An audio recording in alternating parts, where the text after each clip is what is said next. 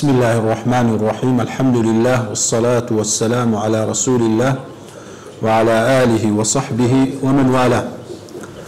لقاعدة كان ديشتنا دير نوزديم والأصل في مياهنا الطهارة والأرض والثياب والحجارة. طبعا أما لقاعدة بيشي قوتمان أو قاعدة باسي وإذا كان اليقين لا يزول بالشك. تقريبا دتواني برين أو قاعدان إلى دوايا دي لسنو أساسية فرعك لبو أو قاعدة قوريك اليقين لا يزول بالشك. يكلو فرعنا أبي الأصل في مياهنا الطهارة أصل لآوي باتشيا، أصل لآوي باتشيا، والأرض وأصل لأرضيش باتشيا، والثياب أصل لزلوبرجي أبي باكا، والحجارة أصل لبردكان أبي كباكا. أوزع علماء لوي قاعدة شياندانا قاعدة كأوانها مو جمع دكان دري الأصل في الأشياء الإباحة. أصل الأشياء كان لشتو كلوبا لكان أويك مباحة ريبيدراوة إلا دبي دليل بحرامك. يعني أجر كابرا قوتي أو نوع بردا حرامة لسرين يجيبك كسشك قوتي أو نوع الروكا خواردني حرامة يقا قوتي أو نوع حيوانا خواردني حرامة. أتشي داواي دليل لتشي دكا أو كسي كدري حرامة دبي دليل بينيتو لسر حرام يكي، أو كسي دري حرامة دبي دليل بيتيو لسر حرام يكي، أو كسي دري حلالة بيستي بدليل هنا ونيا لبروي أصل لي حلاليتيا إلا دبي بلقبية حرامي بكات، إلا دبي بلقبي حرامي بكات. أوش ببلقي تسي بلقي أو قاعدة أو كأخواي قول سبحانه وتعالى فرميتي هو الذي جعل لكم الأرض ذلولا سرزبي لبونغو مسخر كرديا رامي كرديا فامشوا في مناكبها وكلوا من رزقه. ها بقشتي لي بقرين لا كوتسو لا قوشكاني ولا رزقكي بخون. هو الذي خلق لكم ما في الأرض جميعا أو السرزوية هم يلونغو خلق كرديا لو تي خلق كرديا لو انتفاع سودي لي ببيني يعني وسخر لكم ما في السماوات والأرض جميعا منه هرتي لا أسمان ولا زاوية لبونغوي مسخر كرديا كواتا أصل سود بينين لهمو أو شتاني كخواي قورة خلقي كرديا لا أسمان كان ولا زاوي ري بيدراوة إلا أواني كدليل دي لو أصلي لا ينددات استثناء عندك هلا ويردي عندك دري أوانا حراما. أما مجموعة خواردنا كمان هي حرامة، مجموعة خواردنا وكمان هي حرامة، مجموعة شوينة كمان هي بيسن ويجي لي ناكريتن. أوانا هم إلى فرعي فقهي أو كراية رون كرايتوا بلام زور شتيشمان هي نص شرعي نلسر حلالي نلسر حرامي نية لسر سدمينيتو لسر أصلكي كإباحية. لبروي بيغمبر صلى الله عليه وسلم فرميتي إن الله حرم أشياء ونيا فلا تقربوها لنصيدك ونيا وفرض فرائض فلا تضيعوها. عندك شت فرزة ضايع مكان، عندك شت حرامة ليلزك مكانه. لكوتاي حديثك إذا فرميتي وسكت عن أشياء رحمة لكم من غير نسيان فلا تبحثوا عنها. لهندك شتيج بيدنج بوا وكون رحمة لبونجو ببي أو لبيري كردبي ليه ما كورنا كاتليرا حتى شريعة مستويات لبوشتي دانا. هندك شت لبروي بيويستا حرمتكي بنصي صريح وصحيح قوتيا. عندك شت هي نصك ضعيف ترى بلام نصي لسرة. عندك شت هي لي بيدنج بوا ممكن بقياس. عندك عالم قياس دكا لسر أويدي كقياس دكا لسر أويدك بلام لي بيدنجونكي أصل لبو رحمتيا. يعني هي سي خواي قوري لبيري نسوة أو شتاني لكتاب باس كرايا شتاني للسنة باس كرايا لبر أهميتي باس ذكري أواني كباس نكرايا لي قردرايا لبروي مزالك يشترايتو لوي اجتهاداتي تيدابي ومزالك يشترايتو لوي إباحة بيتن كات أو مزالانا هموي شريعة بقى بويست خواي قوري سبحانه وتعالى بتقديري خوي بحكمتي خوي داينا بوشي ويبيتن نكسك بريت زور زار ويدري بريا أباها مشتك فلانة مسألة فلانة شت رون كراباوة دان درابا لو اختلاف علماء اللي يدرس بو اختلاف لو تسيا حديثك با نصك صريحة با روني كربا خواهي قورا با حكمتي خوي دزاني تشتك لجياني ما بيوستي بيويا بنصي صريح ببريتوا عرق حرامة زنا حرامة الربا حرامة بلام مجموعة اشتشيش هي اشتباهي تيدا او اشتباهها ممكن اجتهادي بكيتنا عندك لبو حرامة كيبا عندك لبو حلالة كيبا بقياس لبروي لك نبي بويدة سيتر وهندك شتيش هر قياسكش نايقريتو لسر اصلي حلالاتي خوي دمينه همو اوانا لوجياني انساني او هابي بيستا لبن هندي خوي قورا او هايدانا نك لبير كردن بي لو يكا عندك اوي دي نوراس حديث نيو سندي نيكا او باختلاف امتي رحمه اختلاف رحمته ما بس عامي اختلافنا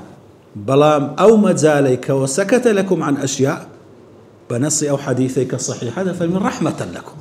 كواتل لما زالي اجتهادك اختلاف دروز دبي فعلا رحمته بلام لما زالي النصي اجا اختلاف دروز بو او رحمتني إذا أوى كخواي قول سبحانه وتعالى أصلي أشياء لبوما إباحة كردية وعلماء تماشايان كردية أو قاعديان لبودانا ديسان أو قاعدة مجموعة قاعدة شي استثناء لهذا بيتوا باسي دكاتن أو قاعداني استثناء لبو الأصل في الأشياء الإباحة آيها مو بوارك أصل تيدا حلاليته نخير والأصل في الأبضاع واللحوم والنفس والأموال للمعصوم تحريمها متعلقة بو بيتي بيشخوي متعلقة بو بيتي بيشخوي لو معناها كي طوابي أصل لأبضاعي أبضاع يعني دامين يعني أو كإنسان زماعي دكاتن جنوبيا ولا قرية كتري أصل لي علماء أو قاعدة عندنا استثناء لبو قاعدي الأصل في الأشياء الإباحة درين الأصل في الأبضاع الحرمة أصل لا پەیوەندی نێوان ژن و پیاوی ئەوەیە حرامەتیە يعني ئەگەر کابرایە گوتی نوع الزواجك يعني نوع لذتك لما بين ژن و پیاوی ڕوو دەداتن نوێیە نەبووە شەریعەت قسەی لێ نەکردیە ئەمە دەرێن دەبی دەلیلی بینی لەو ئەوەی ئەوە حەلالە دەبێت ئەسڵ ئەوەیە حرامە دەبی دەلیلی بینی لەوەی ئەو لەزەتە ئەو پەیوەندیە لە نێوان ئەو ژن و پیاوەی حەلالە ڕێی تێدەچی بەڵگەمان هەبی لە شەریعەت حەلالە لۆ لەبەرەوەی دەفەرمی والذین هم لفروجهم حافظون ئەسڵ ئەوەیە فەرج بپارێزرێ إلا على أزواجهم أو ما ملكت أيمانهم فإنهم غير ملومين فمن ابتغى وراء ذلك برانديتيو لباش خيزاني ولباش كنيزتي كوكو خيزاني حسابه لحكمي دتواني همو أو لذتك جل بياوي دكا لو كنيزكي كلبو خوي بتايبتي داينا لي بكاتن لباش بيتسدبي فمن ابتغى وراء ذلك فأولئك هم العادون أو دەست درێژی کارە سەرپرێتی کارە لەوەی بچیتە دەرێ کاتە مادام وابی الأصل في الأبضاع الحرمة ئەو جا لێرە ئێستا مچینە لە سەردەمی مەشتی نوێ نوێ پێیا دەبیتن کابرا دەرێتن شتی صناعی پێیا بووە شتی صناعی پێیا بووە نەفەری صناعی پێیا دەکەن دەرێەوە لە زیاتر خێزانی وانە هەمووی حرامە الري بين درا وبري والله بلقم لو بينو بلقيناه لبرويف وراء ذلك ونيا وراء ذلك خيزاننا خيزانني فاتا حرام لا أو قاعدة كاستثناء الأصل في الأشياء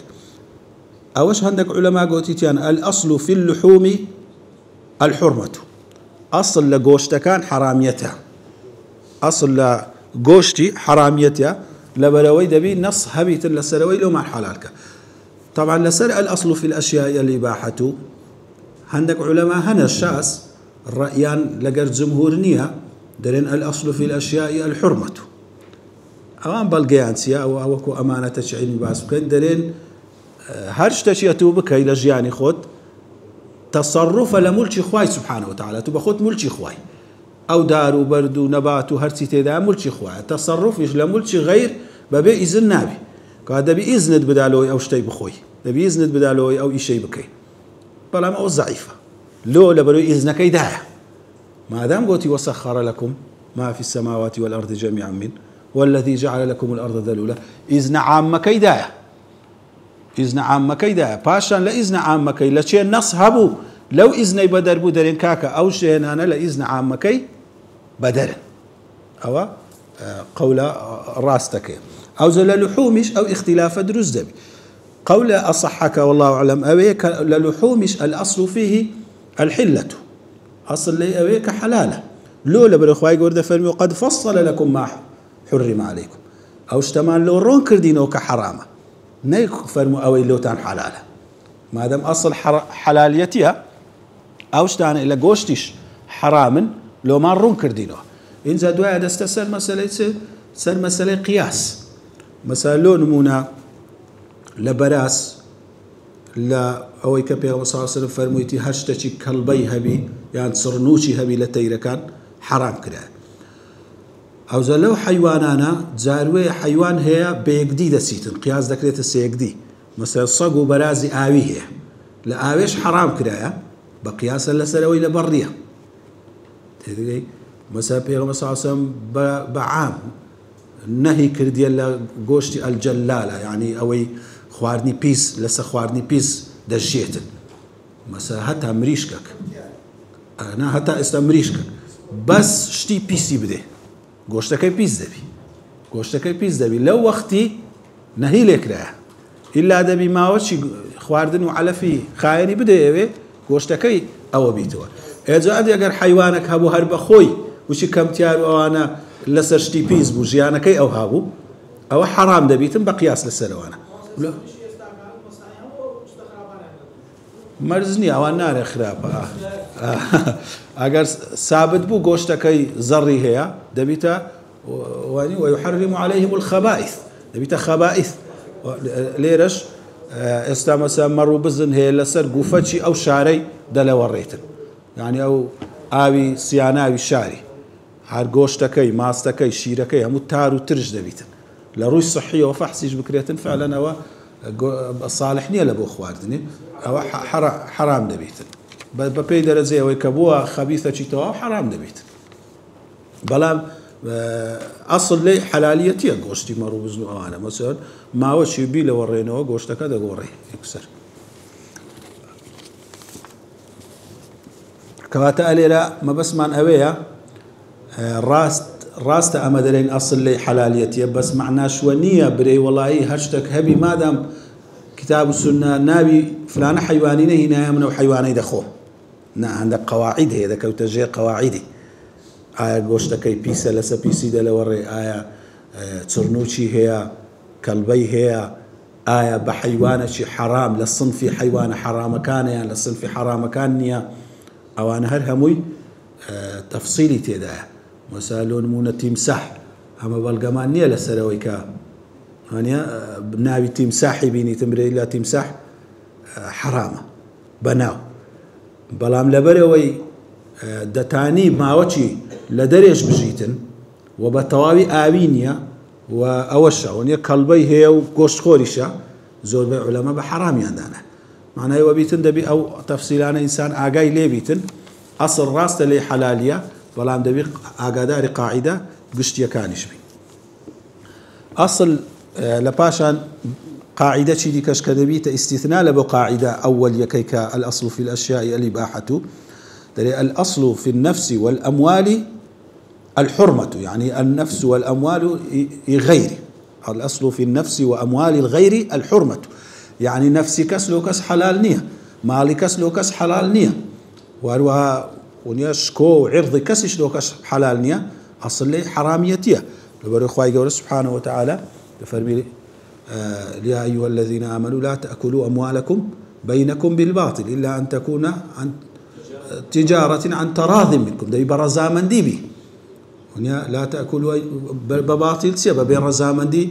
برامبر كواتا مالي كس لو كس بين رزامن دي نابي لا خويني ده فرمي لا يحل دم امرئ مسلم إلا بإحدى ثلاث أو سي نبي خويني كس لو كس حلال نابي يا لا خطبي حجة الوداع پیغمبر عليه الصلاة والسلام فرموي إن دماءكم وأموالكم وأعراضكم عليكم حرام كحرمة يومكم هذا في شهركم هذا في بلدكم هذا. مالتان خوينتان عرضو ناموس لسر يكدي هموي حرامة وكو حراميتي أو روجو أو مانجو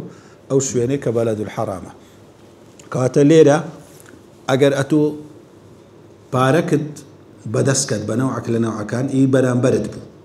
يكسشيو أصل لي حراميتي أصل لي حراميتي إلا ورزع من دين بي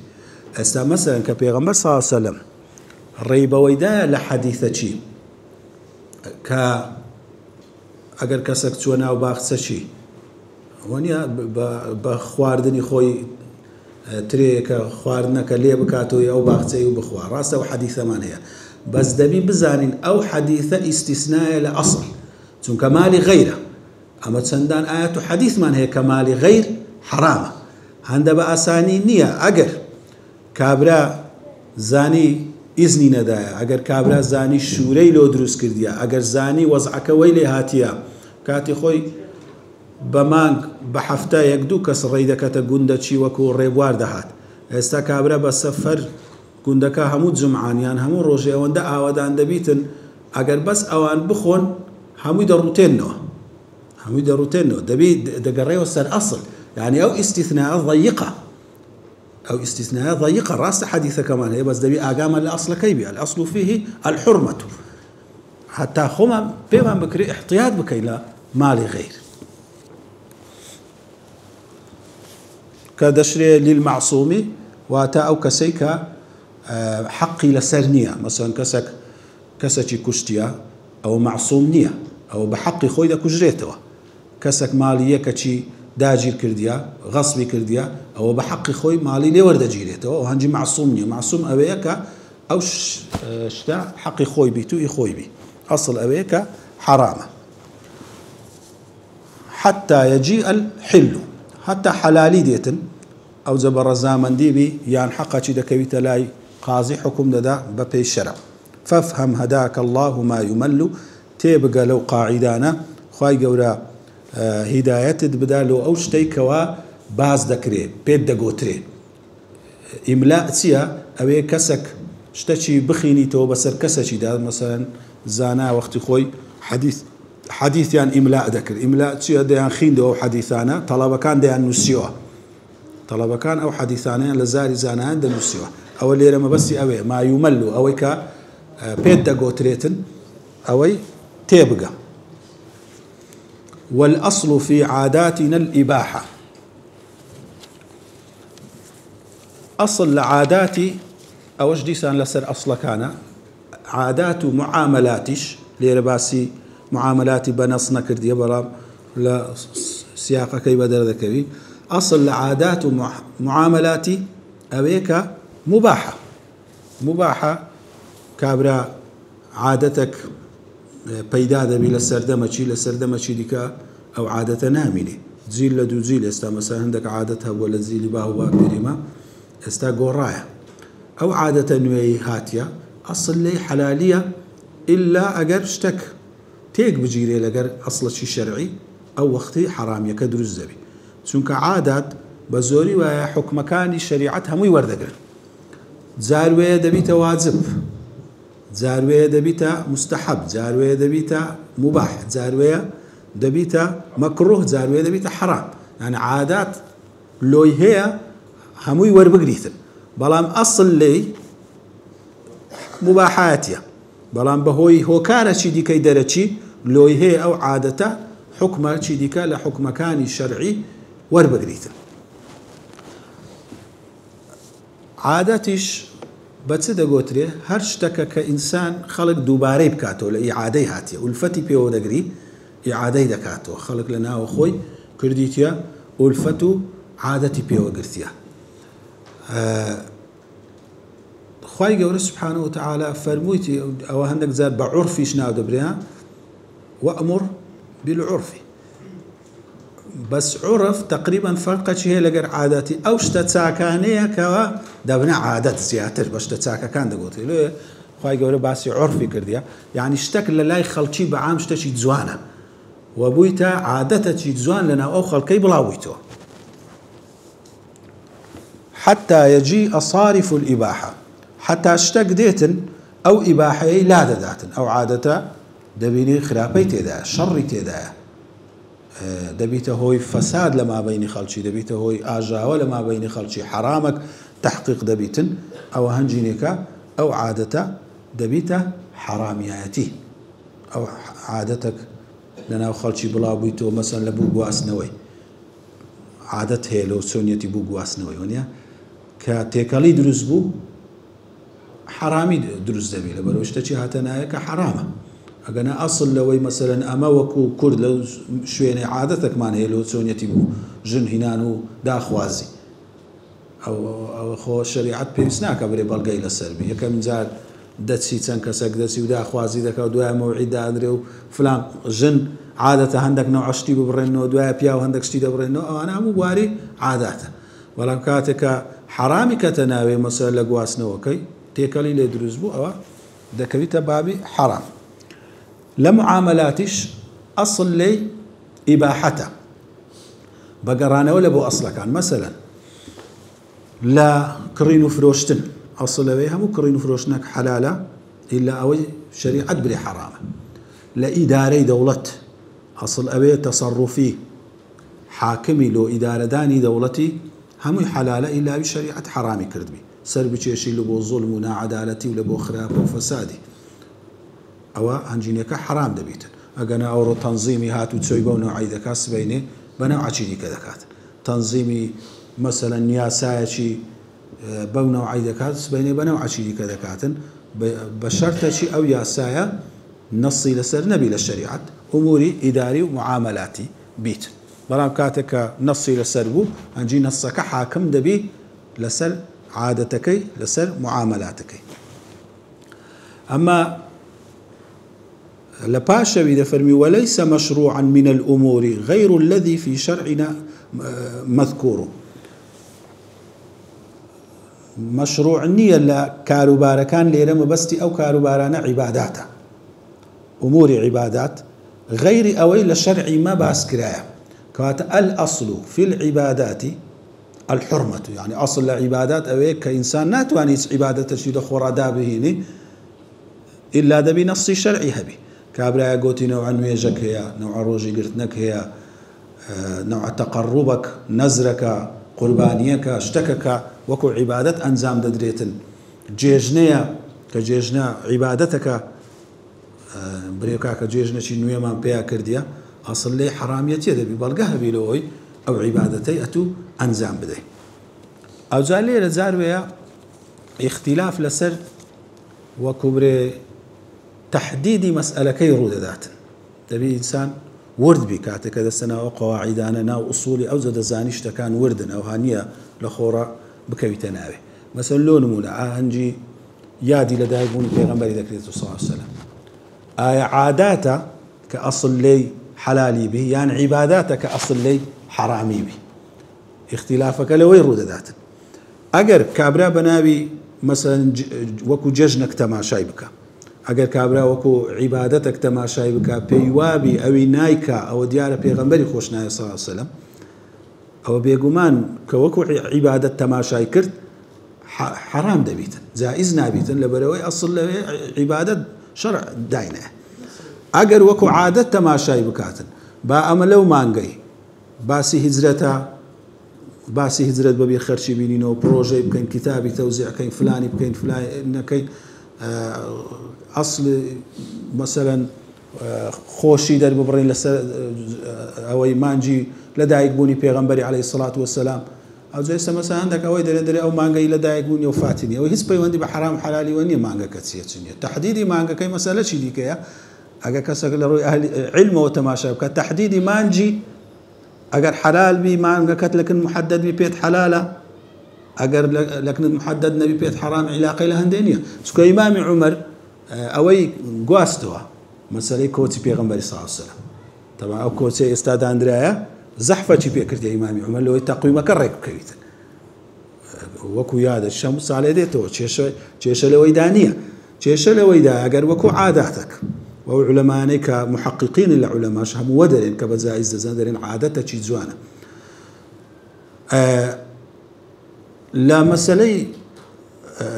عباداتي دي سانيكا خلتكن وكنا تيجيشنك روددا حرامة همو عبادات شنوي حرامة بلان دبي آقاما لشتشي بي هندك عبادات هي بأصل بقاعدة كل يكي باسكرايا فروع كان دكريش تنوي بيتناوي حتى كبيغم صلى الله عليه وسلم دفري من أحدث في أمرنا هذا ما ليس منه فهو رد أو حديث الزور وردا فكران اللي بكتوه أو يشتشي دابهني في أمرنا هذا يعني لأمور ديني أمور دنياي لو تسدري يعني لأمور دنياي هرتس دكي بدعة محمودة بدعة مذمومنية وأن يشتي دنياي خد نويبكوه أو ناس تناو بابته يكسيش إنكاري وشتينا كمثلا شتي دنياي قيد شي ديكش داخي تناوي ما ليس منه أو شتي لو ديني نبي يعني من أحدث فيه ما هو منه أو يناقريتوا من أحدث فيه ما ليس منه أو لوتسيا هندك شت هي أصلي هي مثلا تعظيم القرآن أما تمشي كتاب السنة إذا كين بهموش ترغيب لو يكرا كلام إخواي جورا سبحانه وتعالى بباتشي بالرزة وتعاملي لقرب بكري أجر شتك پیغمبر عليه الصلاة والسلام لبرانبر مصحفي نيكربو دعاء صحابة كرديتي مثلا لون منا مصحفي بسينجي وانا كلام ربي كلام ربي يبرئ أو بدعية نال بروي أو دكستجير أصلا شي كتعظيم مصحفية أو سردما موبايل مصحفي تيدا أجر مبرين أو شريكاني أو موبايل أو برنامج دادني كاك الركلامي لسه مصحفي دامنين ليوتيوب مثلا القرآن داخل الركلامي لدامنين أو بيجتي بويه بريكاك كابلقت ونيا بيز بويني دستسر أو أصلي كوا تعظيم قرآني ريزك القرآني كركلام له بيتنا قرآني وقرآني قطع كاتا أو دستجير أو أصلي مثلا اليوم من هذه اللي دايقوني بيغمبر صلى الله عليه وسلم أو قال باس ما كروك عادتك وتنها بشوي شريك وبيك اهتمام بدريبا جياننا وسيرة بيغمبر عليه الصلاة والسلام دستنا أو أصلي قل بفضل الله وبرحمته فبذلك فليفرحوا أصلي دل خوشبون هاتية لكتاب السنة لون مونك هربو دل خوشي وبيغمبر صلى الله عليه وسلم دفرن دو شمان اليوم ولدت فيه بروجي دم بود الخوشية كثويبا آزاد كرايك لبروي خبري أو إدايك بيغمبر عليه الصلاة والسلام لدايك بوا ما دام أصلي دل خوشي لكتاب السنة هي هر دل خوشيك تيك نجيري ووكو عبادة تماشا نكري ها أو دو قيدة تيك نجيري لك الشريعة شتي ناريك وخرافي ووكو عبادة تماشا نكري هر نوع دل خوشيك درب بردري لجير أو زيد بيتوا بيستد بوين يبري إلا أو دبي نصي لسرهبي مثلا إنفاق هرواية بخشين لبينا إخوائي قوري ويارمتي داني برامبر يستامشين من نوع مشروع شي دكاي نوع الصندوق شي دكاي نوع فكرة شي دادنين أو فكرية قد نبوة كاس لين يبريتن كاكا كان نص لسروي أو عبادته دين كاكا يارمتي داني براي مسلمان هم عبادته أو رؤوا فكرة شي نوية هاتا بيشي يارمتي داني براي مسلمانة بالي آسان كاري لبو خلشي بالي كاتا دستجير أو أصلانة حتى قياس لعبادات كأصل أو عبادات قياسي تيدانية بلام همو علماء كم تازور لهندك حالة قياسيا بكار هنا لون منا متماشي شريعة دكي دبينين لا تنشوينة شي واي بباش زانية لباش عباداتي دعاء بكري لباش بروجوبوني لباش فلاني الصحابة دبينين بيئوي حديثي لباش ختمي قرآني دعاء كرديا كات لباش همو عبادته كان دعاء بكري لبروي أصلك أو أتو عبادتك اشتكت كرديا خواي قولة فرمويته وإذا سألك عبادي عني فإني قريب أجيب دعوة الداعي إذا دعاني فليستجيبوا لي وليؤمنوا بي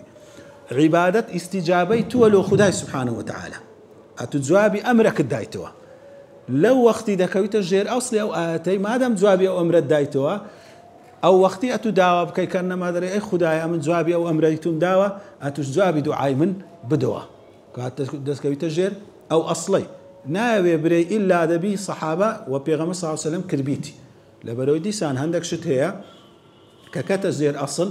سەحابە کردیتی پێغەمبەر نەیکردی صلی الله علیه و سلم تابعی کردیتی سەحابە و پێغەمبەر صلی الله علیه و سلم نەیکردیە تابعی کردیتی پێغەمبەر صلی الله علیه و سلم و سەحابە و تابعی نەیکردیە علەما لە پاشەوەی کردیتیان ئەوانە دینیان کردیە بەڵام چی گوتمان دەبی ئیلا ئەو زەوابیتانەی هەبی ئەسڵەچی شەرعی هەبیتن کە بەگشتی لەسەری بیتن و تێک نەگیرێ وەکو عیبادەتە چی بە تەنیاش تەماشا نەکرێت مەسەلەن لۆ نمونە نوێژ لەسەر پارچەشی کابرایەک دڕندەک خواردیتی کابرایەک دەکەویتە بن بەحرێ لاشەی بەس دەستەچی دەبیندرێتەوە بەس سەری دەبیندرێتەوە ئایا ئەو دەستە نوێژی لەسەر بکریاننا عولەما تەماشایان کردیە لە کتاب و سونەت شتمان نییە لەسەری قیاسیان لەسەر چ کرێ خۆش عیبادەتە نوێژکردن قیاسیان لەسەرەوەی کردیە دەرێن مادام پێغەمبەر صلی الله علیه و سلم نوێژی غائبی کردیە با برێن ئەو مەیتە غائبە با برێن ئەو مەیتە غائبە لەسەر ئەو دەستەی دەکەین ئەوی دیکەش قالبەکەی وەکو غائب حسابی لۆ دەکەین ئەوزا چوویتە ناو زۆر شوێنی مەسەلەن مصحف مادام پاراستنی شتێکی خێرە دوای هاتیە تەشکیلی مصحف و کرایتە جوز و نقطەی لە بۆ کرایە و ئەگەر چی پێغەمبەر صلی الله علیه و سلم سەرەتا فەرمووی هیچ شتێکی لەگە مصحفی مەنووسن لەوەی ئیمامی ئەبوبەکر ئەوەلی پێی باش نەبوو دوایە کە بە خێریان دیت شتیان لێ نووسی تەوان سەرەتایەکان هەتا عولەما لە پاشی سەحابە و تابعینشی وا هەبوو هەر فتوای دەدا دەیگۆ ئەوەی کاتو لە تەنیش مصحفی نووسێتت جوزئی ئەوەندە و حیزبی ئەوەندە و نقطەی دەکەی و شەدە و فلان فلان دەیگۆ جایز نییە هەبووە بەس دوای ئیجماعی ئومەت ئێستا کەتە سەرەوەی کەس ئینکاری ناکاتن یعنی مەسەلەن لۆ نمونە قیامی شەو نوێژی ڕەمەزانان بە جەماعەت مەسەلەن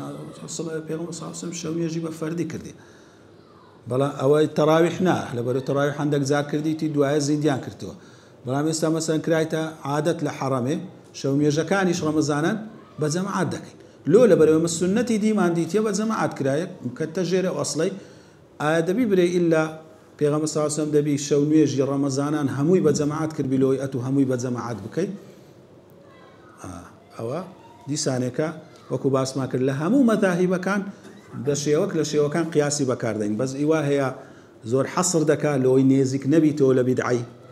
چونکە ئیواش هەیە بڕەک فراوانتری دەکات چونکە زۆر فراوانی کەی نێزیک دەبیەوە لە بیدع و مستەحدەثاتی لۆی فەقیه ئەوەیە کە لە نێوان دوو سەری بزانی لە چێ ڕادەوەستی فەقیه ئەوە نییە زوو هەوکو سوفیانی ثەوری دەفەرمیتن یەکسەر برێ ئەو شتە حەلالە یان یەکسەر برێ ئەو شتە حەرامە بزانی ئەوە سەر لەوە چ دەچێشی لەگەرەوەی قیاس دەکەی لەگەرەوەش قیاس دەکەی طبعا فەقیه ئەوە نییە باسی ئەوەی بکا برێ عەرەق حەرامە وانە باسی ئەوەی ناکە دەبەرەوە حورمەتە و برایتەوە فەقیه ئەوەیە لە شتێکی قسەی دەکا فتوای دەدا کە نەسەکی لەسەر نییە لەسەر ئەو شتەی بە ڕاستەوخۆ قیاس دەکاتە سەر ئەوی بەڵام کە قیاسی کردە سەرەوی هەز دەکا قیاس دەکرێتە سەر شتەشی دیکەش متەڕەدیدە جاروێ لە مابینی دوو قیاسی ئەو تەرجیح دەدا چی هەی وەسە چی هەی تەرجیح بکات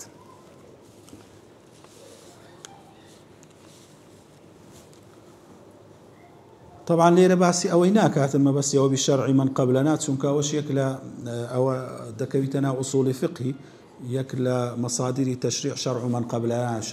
شەرعی پێشەمە هەندێک لە شەرحەکانی ئەو بەیتانە دەرێن لە ئەوی هاتیە شەرعی من قبلنا يعني ئەو دینی پێشان و شەریعەتی پێشان ئەگەر سێ بەشی هەیە ئەگەر لەگەر دینی ما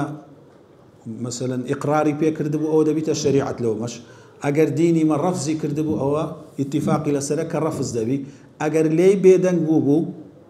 ئەوە اختلافی لەسەر ئەگەر باسی کردبوو لێی بێدەنگ بوو ئەوەش دەبیتە ئیقرار چونکە باس ناکات و لێی بێدەنگ بی بەس ئەگەر نەباسی کردبوو نا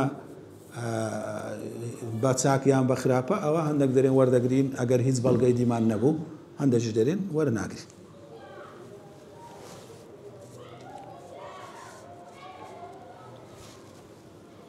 وسائل الأمور كالمقاصد واحكم بهذا الحكم للزوائد طبعا قاعدة كذا فرمي وسائل كاروباركان وكو مبستكان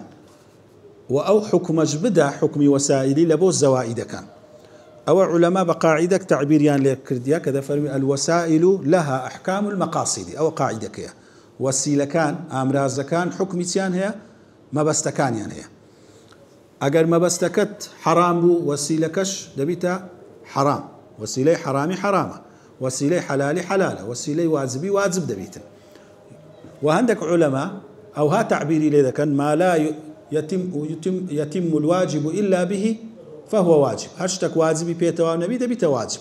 بلام أو بس لو واجب يا تندي أوي الوسائل لها أحكام المقاصد عام ترى حرمته كراهته همو بينز حكم الشرعية كي دقريته أخو أما سيشت مان هي كليرة لو بيتي باز دكا مقاصد مان هي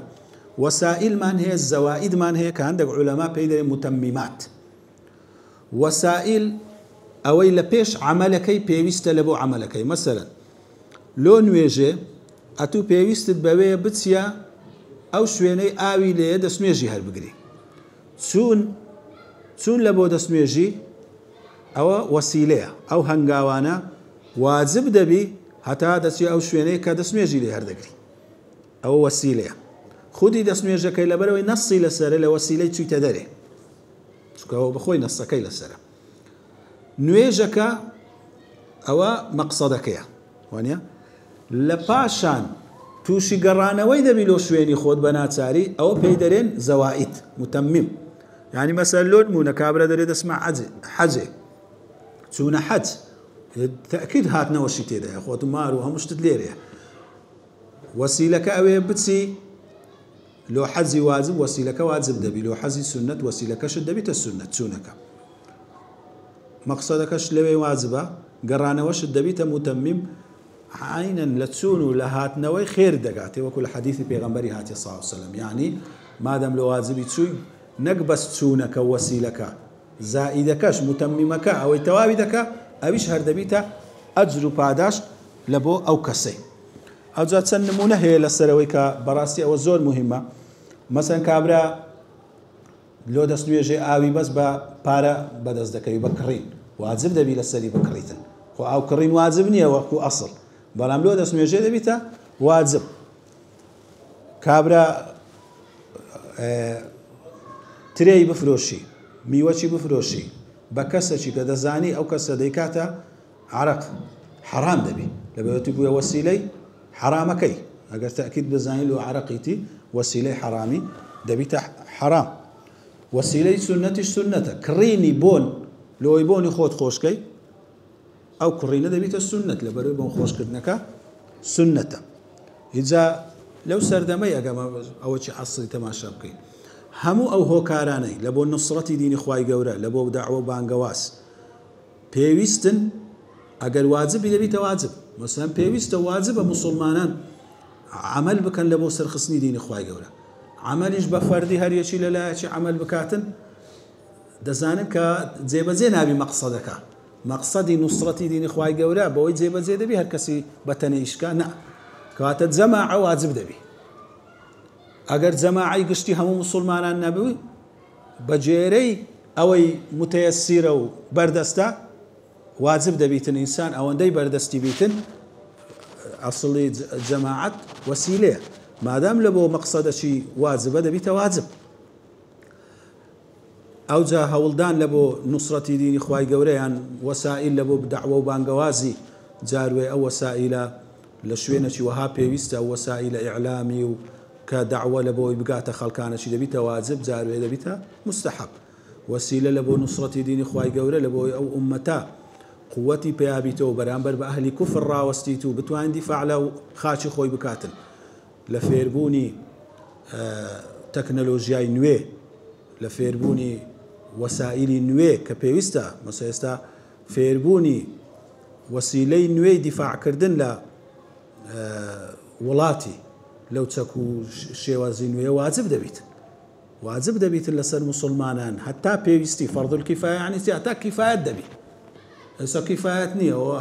هشتانو هات صار مثلا فلسطين داجير كرا خيت ما بينا كرا زور بي ولاتا كان شامو داجير كرا بحسابه لبر سر بوانا كواتا لسر همو مسلمانان بپی توانان واجب دبي او وسائلان بقرنا بس كلبو او مقصدي بيويستا كنصرتي دين خوايا كدعوه لبينا خواي قورا كجهاده لبينا خواي قورا. صلى الله على نبينا محمد وعلى آله وصحبه وسلم.